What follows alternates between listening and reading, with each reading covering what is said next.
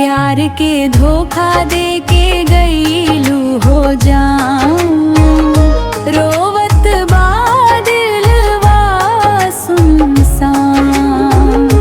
जिंदगी के राह में अकेला छोड़ के गैर के संग मुस्कान।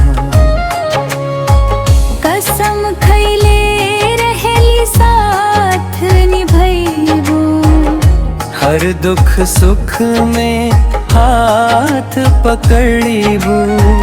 आज वादा सब टूट गए, हमरा सपना के राख बनीबू। प्यार के धोखा दे के गईलू हो जाऊं, रोवत बा दिलवा सुनसान। जिंदगी के राह में अकेला छोड़ के गैर के संग मुस्कान।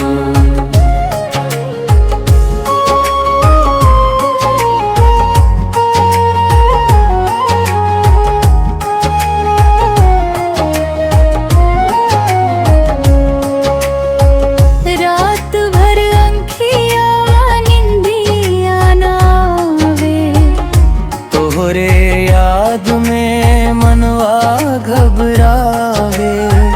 दिलवा के दर्द के होना समझे, दो तरह प्रेम कहानी सतावे। एक दिन याद आई हमारे प्यार, तब खोजबू सच्चा दिलदार।